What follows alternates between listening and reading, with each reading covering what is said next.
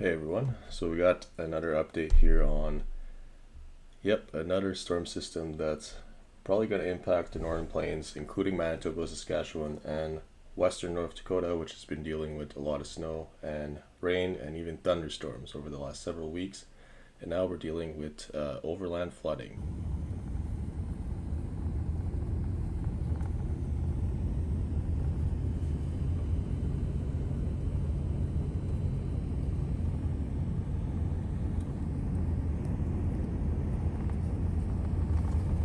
So let's take a look here. So you can see an impulse here coming off the coast of Alaska.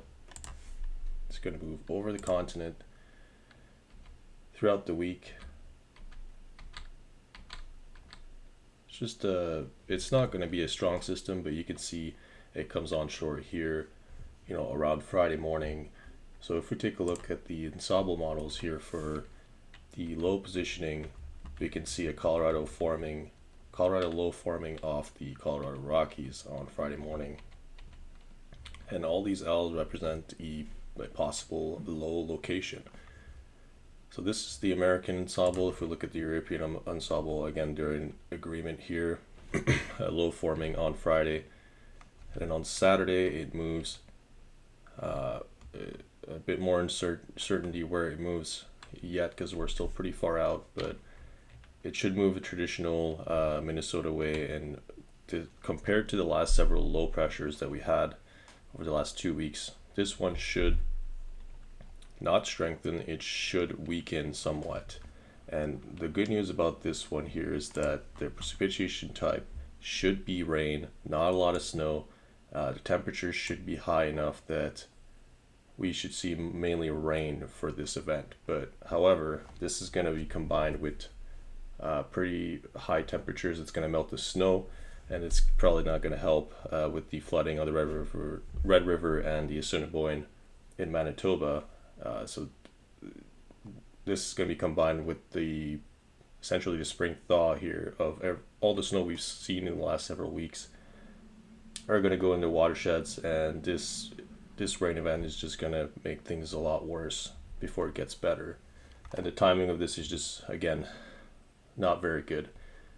So if we look at the European model here, you can see the low pressure developing on Friday, and then on Saturday it moves across South Dakota.